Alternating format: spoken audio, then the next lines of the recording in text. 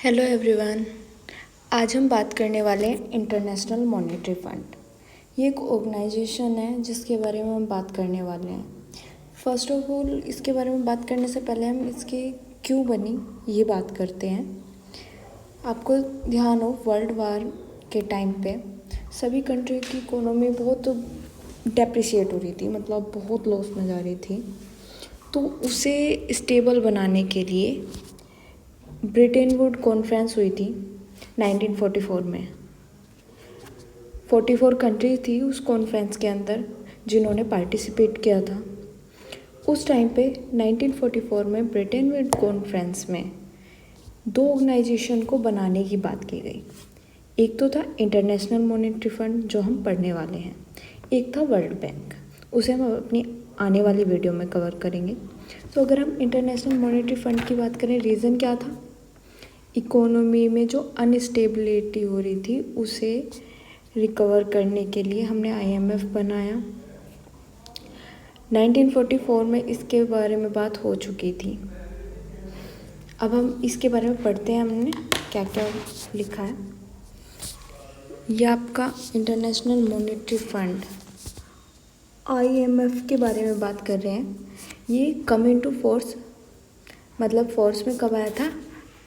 27 दिसंबर 1945 में।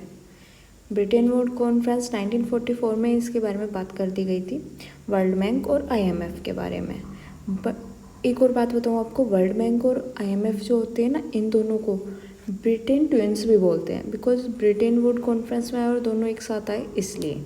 ठीक है, तो ये 1945 में 27 दिसंबर को एग्जिस्टेंस में आया। When 29 countries sign the article of agreement. Article of agreement केवल 29 कंट्रीज़ ने साइन किया था जिस टाइम ये एग्जिस्टेंस में आया।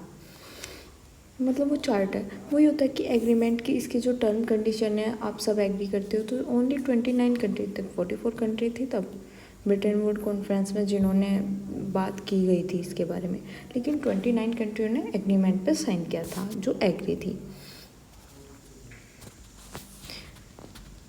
ये है ना agreement, agree at a conference held in Bretton Woods, New Hampshire USA from July 1, 1944। हाँ वही, मतलब ब्रिटेन वुड में 1944 में 44 कंट्रीज़ थी उस कॉन्फ्रेंस में, लेकिन ओनली 29 कंट्रीज़ ने इसका आर्टिकल ऑफ एग्रीमेंट आईएमएफ का साइन किया था कि ओके हम इसके लिए एग्री हैं। The IMF commences financial operation on March 1947। Existence में आ गई थी 27 दिसंबर 1945 को, लेकिन अपने जो ऑपरेशन स्टार्ट किए फाइनेंशियल उसने मार्च 1947 से स्टार्ट किए। इसकी करंट मेंबरशिप 119 कंट्रीज़ हैं। जो मेंबर कंट्रीज़ हैं आज के टाइम में 119 कंट्रीज़ हैं। ओके, तो आईएमएफ के बारे में पता चल गया। रीज़न क्या था? वर्ल्ड वार के ड्यू टू वर्ल्ड वार हमारी इकोनॉमी में जो डेप्रिसिएशन चल रहा था, अनस्टेबिलिटी चल रही थी, उसे बैलेंस करने के लिए आईएमएफ आया। आईएमएफ 1944 में डिस्कस हो गया ब्रिटेन वुड कॉन्फ्रेंस में, बट एग्जिस्टेंस में कब आया? 27 दिसंबर 1945 में। वहीं इसने अपने ऑपरेशन कब स्टार्ट किए? 1 मार्च 1947 में। और करंटली इसकी कितनी मेंबर कंट्री है? 119 कंट्रीज़। तो इसकी क्रिप्स है, सो ट्रिक्स में आप याद रख सकते हो। बहुत अच्छा रहेगा जब आप इसके बारे में लिखेंगे और ये बातें लिखेंगे तो टीचर को लगेगा कि हाँ बच्चे ने पढ़ा है। और मोस्ट इम्पोर्टेंट कि जिस टाइम ये बना ब्रिटेन वुड में इसके बारे में बात की गई, सिर्फ 29 कंट्री थी जिन्होंने इसके आर्टिकल ऑफ एग्रीमेंट में साइन किया था, ओवरऑल सारी कंट्री ने नहीं किया था। ओके, अब हम बात करते हैं इसकी मेंबर्स एंड एडमिनिस्ट्रेशन कैसे होती है। भाई मेंबर क्या होगा? वन ज्वाइन द आईएमएफ, मतलब जो आईएमएफ को ज्वाइन करना चाहता है, each member country a certain some of money called a quarter subscription. Quarter subscription, अब भाई सिंपल सी बात बताऊँ तुम्हें, अगर किसी कंपनी वो किसी कंट्री को आईएमएफ का मेंबर बनना है ना, तो उसे क्वार्टर सब्सक्रिप्शन लेना होगा। अब ये क्वार्टर सब्सक्रिप्शन क्या होता है? ये होता है एक सम ऑफ मनी, उसे एक सम ऑफ मनी डिपॉजिट करना पड़ेगा, कंट्रीब्यूट करना पड़ेगा आईएमएफ में, तब वो उसका आईएमएफ का मेंबर बनेगा। क्वार्टर का क्या फ़ायदा है ना भाई? हम क्वार्टर करेंगे आईएमएफ में तो उसका फ़ायदा क्या होगा, तो वो भी आगे बताया गया है। Quarter serve various purpose, quarter ये पर्पस सर्व कर सकता है, मतलब इसलिए यूज़ हो सकता है। They form a pool of money that the IMF can draw from to lend to member in time of financial difficulties. क्या कहा? मतलब फाइनेंशियल डिफ़िकल्टीज़ के टाइम पे ड्रॉ कर सकते हैं आईएमएफ से मनी, जो मेंबर कंट्री है। एक बात और ध्यान रखना, जो सिर्फ मेंबर कंट्री है ना, वो ही आईएमएफ से मनी विड्रॉ कर सकते हैं। ओके, मतलब विड्रॉ नहीं, मतलब लैंड कर सकते हैं, लेकिन मेंबर कंट्री। ओके, अब इसके बाद दूसरे पॉइंट क्या है? They form A basis of determine the special drawing right. Special drawing right is the more important part of IMF, जो आईएमएफ ने इंट्रोड्यूस किया। ये कोई करेंसी नहीं होती, लेकिन एक करेंसी टाइप होता है जो कि आईएमएफ के पास होती है। एक बास्केट होती है 5 करेंसीज की। इसका मतलब पोर्शन होता है अकॉर्डिंग टू आवर कोटा, जो कंट्री का कोटा होता है उसके अकॉर्डिंग एसडीआर का पोर्शन अलॉट किया जाता है हर मेंबर कंट्री को। तो ये एक 5 करेंसी होती है। इसके अंदर आपका यूएस डॉलर, यूरो, चाइनीज़ येन और जापानीज़ येन, पाउंड, ये आते हैं। ये मैंने पहले 4 थी, अब 5 हो गई है ये इसकी बास्केट के अंदर जो करेंसी है। और ये जो करेंसी हैं स्पेशल ड्राइंग राइट में जो आती हैं, ये आपकी उनकी जो ईज़ ऑफ, मतलब जो ट्रांजैक्शन में इजी होते हैं, जो वाइडली यूज़ करेंसी हैं वो ली जाती हैं। मतलब कुछ सर्कमस्टेंसेस होते हैं, उनके अकॉर्डिंग करेंसी को की क्वालिटी देखकर तब ये इसमें ऐड करते हैं। और ये जो करेंसी होती है ना, मतलब करेंसी नहीं कह सकते, एक एसडीआर जो एक राइट है, मतलब एक बास्केट है, उसके अंदर क्वाटा है, तो इसे हम करेंसी नहीं बोल सकते और ना ही इसके लिए हम क्लेम कर सकते। It's a special drawing right, मतलब एक तरह का राइट है, ना कि करेंसी। बट हाँ, डिपॉजिट उसके अंदर करेंसी फॉर्म में ही होता है। ठीक है, और ये क्वाटा का ही हेल्प है, क्योंकि अगर अब जितना पोर्शन आपका क्वाटा का होगा, क्वाटा सब्सक्रिप्शन होगा, उसके अकॉर्डिंग आपको एसडीआर अलॉट होंगे। ओके, फिर क्या है, आपका क्वाटा क्या करेगा? डिटरमाइन करेगा voting power of member country. Voting power of member country, अब इसका ना देखो, ये फ़ायदा है क्वाटा सब्सक्रिप्शन के, लेकिन एक ड्रॉबैक भी है भाई। जिस कंट्री की ज़्यादा सब्सक्रिप्शन है, अब 60% तो इसमें यूरो का ही सब्सक्रिप्शन है, तो अपना विदाउट यूरोपीय यूनियन इसमें कोई फैसला हो ही नहीं सकता। और यूरोपीय यूनियन कह लो और यूएसए बॉन्ड कह लो, यूएसए का भी इसमें काफ़ी हिस्सा है, तो ये दोनों इन दोनों की मोनोपोली बन जाती है इसमें। तो इनके अकॉर्डिंग ही, इनके बिहाफ पे ही डिसीज़न लिए जाते हैं। तो थोड़े इसके क्रिटिसिज्म है जो आपको ध्यान रखने चाहिए। और मतलब वही, जिसका क्वार्टर ज़्यादा होगा वोटिंग राइट भी उसका ही ज़्यादा होगा, मतलब अदर कंट्री को थोड़ा इसमें इतना बेनिफिट नहीं मिल पाने का। तो ये इसकी क्रिटिसिज्म भी है। बट आपको ध्यान रखना है, अगर आपके जो कंट्री क्वार्टर से सब्सक्रिप्शन लेती है उसके अकॉर्डिंग उसे वोटिंग राइट मिलते हैं, उसके अकॉर्डिंग उसे स्पेशल ड्राइंग राइट भी मिलते हैं।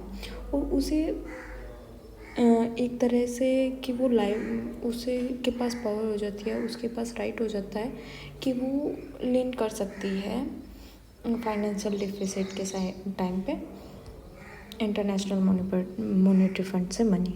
अब इसकी भी अलग अलग सर्कमस्टेंसेस हैं, उसके अकॉर्डिंग देता है। कहीं पे ये पॉलिसी मेकिंग में हेल्प करता है, कहीं पे ये मनी से फाइनेंशियली हेल्प करता है। तो ये भी अलग अलग सिचुएशन पे डिपेंड करता है। लेकिन जो हमारा इंटरनेशनल मॉनेटरी फंड है ना, ये स्पेशली बैलेंस ऑफ पेमेंट की जो प्रॉब्लम होती हैं कंट्रीज़ में, उनकी प्रॉब्लम को सॉल्व करने में हेल्प करता है। हम इसकी कुछ फंडिंग है उनके बारे में बात करते हैं। सॉरी,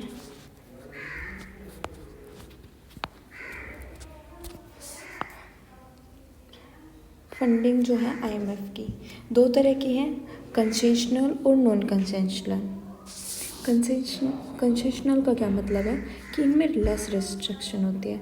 जो इस तरह की कंसेशनल टाइप की फंडिंग देते हैं कंट्रीज़ को, तो उसमें बहुत लेस रिस्ट्रिक्शन, इंटरेस्ट बहुत कम और उसे रिपे करने का टाइम बहुत ज़्यादा, ये सिचुएशन होती है। तो कंसेशनल के अंदर आती है आपकी ईसीएफ, एक्सटेंड क्रेडिट फैसिलिटी, आपकी SCF, stand by credit facility, RCF, rapid credit facility. इनके अलग अलग हैं, मतलब कोई तो एकदम अर्जेंट के लिए चाहिए तो आप रैपिड क्रेडिट फैसिलिटी लेंगे, वहीं आपकी स्टैंड बाय क्रेडिट फैसिलिटी और एक्सटेंडेड क्रेडिट पॉलिसी अलग अलग सिचुएशन को डिनोट करती हैं। आगे हम बात करेंगे इसके बारे में भी। और आपकी दूसरी है non concessional funding. Non concessional funding कैसे देता है, मतलब इसमें हाई रिस्ट्रिक्शन होती हैं। हाई रिस्ट्रिक्शन मीन्स आपका टाइम लिमिट कम, आपको और इंटरेस्ट भी पे करना, तो इसमें थोड़ा कुछ रिस्ट्रिक्शन होती हैं। इसके अंदर आती है स्टैंड बाय एग्रीमेंट। अब ध्यान रखना, आपकी कंसेशनल में थी स्टैंड बाय क्रेडिट फैसिलिटी, आपकी नॉन कंसेशनल में स्टैंड बाय एग्रीमेंट। वहीं अगर हम बात करें दूसरी है एक्सटेंडेड फंड फैसिलिटी, वो आपके कंसेशनल में थी एक्सटेंडेड क्रेडिट फैसिलिटी। फिर है आरएफआई, रैपिड फाइनेंशियल इंस्ट्रूमेंट, वहाँ पे था रैपिड क्रेडिट फैसिलिटी। और एक आपकी एफसीआई है, फ्लेक्सिबल क्रेडिट इंस्ट्रूमेंट। एंड कुछ और भी हैं, वो हम आगे डिस्कस करने वाले हैं, तो पहले हम उन्हें डिस्कस करते हैं। आपके ये हमसे लैंडिंग कंसेशनल नॉन कंसेशनल हमें पता चल गया है। अब इसमें हम बात कर लेते हैं नॉन कंसेशनल की, हम पहले बात करेंगे। तो स्टैंड बाय एग्रीमेंट था, 1952 में इसे इंट्रोड्यूस किया गया था। पर्पज़ क्या था, short to medium assistance for short term balance of payment deficit problem. मतलब जो आपकी स्टैंड बाय एग्रीमेंट है ना, SBA 1952 में इंट्रोड्यूस किया गया। इसका पर्पज़ था जो शॉर्ट टर्म और मीडियम टर्म के लिए कोई बैलेंस ऑफ पेमेंट में डिफिसिट हो रहा है ना, उसके पर्पज़ से आपको लैंडिंग देना, मतलब फ़ंड प्रोवाइड करना। इसकी लिमिट क्या थी, एनुअली 145%, सॉरी इसे 145% है ना कि 40.5% ऑफ क्वाटा, मतलब जो क्वाटा है आपका उसका 145% आप लीड कर सकते हो। और कम्युलेटिव मतलब इकट्ठा जो है ना 435% क्वाटा का आप लीडिंग कर सकते हो। इसका रीपेमेंट आपको 1.5 ईयर एंड 5 ईयर, मतलब 3.1/4 ईयर से 5 ईयर के बीच में आपको इसका रीपेमेंट करना होगा। और इसका इंटरेस्ट आपको क्वार्टरली पे करना होगा। सेकंड पे आते हैं एक्सटेंडेड फंड फैसिलिटी। 1974 में इसे इंट्रोड्यूस किया गया। लॉन्ग टर्म के लिए, अगर किसी को लॉन्ग टर्म के लिए बैलेंस ऑफ पेमेंट डिफिसिट के लिए या लॉन्ग टर्म के डिफिसिट को कवर करने के लिए फ़ंड चाहिए एक लॉन्ग पीरियड के लिए, तो वहाँ पे इसका यूज़ किया जाता है एक्सटेंडेड फंड फैसिलिटी का। और इसकी भी वही है, मतलब एसेस लिमिट SBA की तरह ही, और इसकी टाइम मतलब जो रीपेमेंट लिमिट है ना वो बढ़ जाती है, बिकॉज लॉन्ग टर्म है तो 4.5 ईयर से 10 ईयर के बीच में आपको इसका रीपेमेंट करना होता है। और इसका जो मतलब इंटरेस्ट है ना वो आपको सेम ही एनुअली पे करना होता है। इसके बाद आता है फ्लेक्सिबल क्रेडिट लाइन, मतलब FCL, फ्लेक्सिबल क्रेडिट लाइन 2009 में इंट्रोड्यूस हुआ था। ऑल BOP नीड पोटेंशियल और एक्चुअल, मतलब या तो हो गई है या फिर फ्यूचर में होने वाली है, उस प्रॉब्लम के लिए हम फ्लेक्सिबल क्रेडिट लाइन फैसिलिटी का यूज़ करते हैं। इसमें कोई परसेंट लिमिट नहीं है। इसके रिपेमेंट के लिए हम 3.5 ईयर से 5 ईयर के बीच का टाइम लेते हैं। 3.5 ईयर टू 5 ईयर के बीच में हमें इसे रिपेमेंट करना होता है और वही इंटरेस्ट का पेमेंट क्वार्टरली करना होता है SPE स्टैंड बाय एग्रीमेंट के तरह। फिर क्या है, प्रिकॉशनरी लिक्विड लाइन PLL, ये भी नॉन कन्वेंशनल में आता है। मैंने कहा था ना आपको थोड़े एक्स्ट्रा हैं, वो आपको आगे मैं बताऊंगी। तो नॉन कन्वेंशनल में आता है इंस्ट्रूमेंट फॉर कंट्री, जो आपका PLL है 2011 में इंट्रोड्यूस हुआ था। और जो साउंड इकोनॉमी है, कोई मतलब अच्छी इकोनॉमी है, फंडामेंटल पॉलिसी अच्छी है, उसको जो अगर फंडिंग चाहिए, लैंडिंग करनी है IMF से, तो उसके लिए PLL इंट्रोड्यूस हुआ। और इसमें 125% कर सकता है क्वार्टर का 6 मंथ के लिए, और 250% कर सकता है 1.5 ईयर के लिए, और 500% आफ्टर 12 मंथ, मतलब 12 मंथ से ज़्यादा के लिए 1500 कर सकता है। लेकिन उसके लिए उसे सेटिस्फाई रिपोर्ट प्रोवाइड करनी होगी। अगर 500% का उसे लैंडिंग लेनी है तो उसे सेटिस्फाई रिपोर्ट प्रोवाइड करानी पड़ेगी। इसमें आपको जो टाइम लिमिट है रिपेमेंट करने की 1/4 ईयर टू 5 ईयर के बीच आपको रिपेमेंट करना है। क्वार्टरली आपको इसका इंटरेस्ट भी करना है। सेमी एनुअली सिर्फ आपका EFF एक्सटेंडेड फंड फैसिलिटी में इंटरेस्ट पे हुआ है, और सब में क्वार्टरली चल रहा है, तो इसे आप ऐसे भी याद कर सकते हैं। अब आपका रैपिड फाइनेंशियल इंस्ट्रूमेंट की बात करें तो 2011 में रैपिड फाइनेंशियल इंस्ट्रूमेंट इंट्रोड्यूस किया है IMF ने। वो किस चीज़ के लिए? अर्जेंट बैलेंस ऑफ पेमेंट के लिए। अर्जेंट बैलेंस ऑफ पेमेंट की अगर नीड है ना, तो आपको बैलेंस ऑफ पेमेंट में कोई डिफिसिट हुआ और उसके लिए अर्जेंट मनी की नीड है, तो 2011 में रैपिड फाइनेंशियल इंस्ट्रूमेंट इंट्रोड्यूस हुआ, जो कि एनुअली तो 37.5% ऑफ क्वाटा, और कम्युलेटिव अगर इकट्ठा लेना है तो 75% ऑफ क्वाटा मिल सकता है। बिकॉज अर्जेंट है तो थोड़ी लिमिट इसकी कम है। और 1/4 ईयर टू 5 ईयर इसकी रिपेमेंट करनी है इसके बीच में, और क्वार्टरली ही इसका इंटरेस्ट पेमेंट करना है। तो ये हो गया आपके IMF के नॉन कन्वेंशनल, मतलब जिनमें रिस्ट्रिक्शन लगनी है। रिस्ट्रिक्शन लगने के लगकर ये लीडिंग कराता है IMF।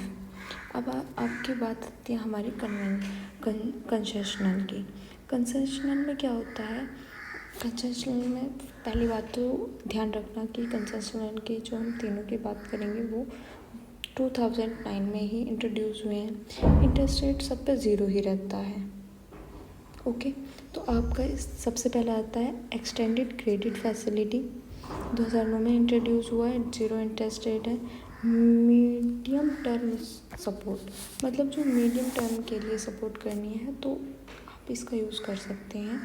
ग्रेस पीरियड होगा इसमें 5.5 टू 10 ईयर के बीच में हमें इसका रीपेमेंट करना होगा, मतलब इसका ही है। सेकंड है स्टैंड बाय क्रेडिट फैसिलिटी, 2004 में वो 2009 ही है, ये आपको मिसअंडरस्टैंडिंग ना हो इसलिए बता देती हूँ, 2009 है। इंटरेस्ट 0% रहना है, लेकिन स्टैंड बाय क्रेडिट फैसिलिटी में ना सर्विस चार्ज होगी 0.15%। शॉर्ट टर्म के लिए यूज़ किया जाएगा ये, और 4 to 8 ईयर के बीच में इसका रिपेमेंट करना होगा। Rapid credit facility, rapid financial instrument, non conventional में अर्जेंट के लिए। Rapid credit facility urgent need के लिए ही आएगा, लेकिन ये कंसेशनल में 2009 में इंट्रोड्यूस हुआ। 0% इंटरेस्ट रेट होता है, और 5.5 to 10 ईयर के बीच में इसका रिपेमेंट कर देना चाहिए। मतलब अब कंसेशनल इंक्लूड क्या करती है? एनुअली लिमिट क्या है, मतलब आप कितना फंड ड्रॉ कर सकते हो, तो 75% ऑफ क्वाटा कर सकते हो। लेकिन कुछ एक्सेप्शनल केस हैं सिचुएशन है उसमें 100% क्वाटा कर सकते हो। वहीं कम्युलेटिव इकट्ठा क्या कर सकते हो, 225% क्वाटा का या फिर 300% ऑफ क्वाटा आप एक्सेप्शनल में। तो ये इसकी लिमिट्स हैं। फिर नॉन फाइनेंस मतलब इसके जो है ना आपके कंसेशनल है उसके अंदर दो रहते हैं, वो नॉन फाइनेंशियल इंस्ट्रूमेंट कहते हैं। मतलब उसमें क्या होता है कि आपकी फाइनेंशियल फंडिंग नहीं होती है, जैसे कि PSI पॉलिसी सपोर्ट इंस्ट्रूमेंट होता है, इसका 1 to 4 ईयर टाइम होता है। वहीं आपका SMP मतलब staff monitored programme 6 to 18 month ये होता है। ओके, तो हमारी ये बात हो गई आपकी इंटरनेशनल मॉनेटरी फंड के बारे में। इसके बारे में अगर मैं आपको एक छोटे से कुछ की पॉइंट बताऊं तो हमारा जो IMF है ना, इंटरनेशनल मॉनेटरी फंड, कुछ रिपोर्ट भी निकालता है, जैसे कि वर्ल्ड इकोनॉमिक आउटलुक, वो ना ट्वाइस अ ईयर निकालता है, मतलब एक साल में 2 बार निकालेगा। वर्ल्ड इकोनॉमिक आउटलुक और एक ग्लोबल फाइनेंशियल स्टेबिलिटी रिपोर्ट निकालता है, वो निकालता है एक साल में एक बार। तो कुछ ये रिपोर्ट भी निकालता है हमारा IMF, इनके बारे में भी आप पढ़ सकते हो तो और अच्छा आपको इसकी नॉलेज होगी। Thank you. अगर आपको मेरी वीडियो अच्छी लगी हो please like share and subscribe my channel. Thank you so much.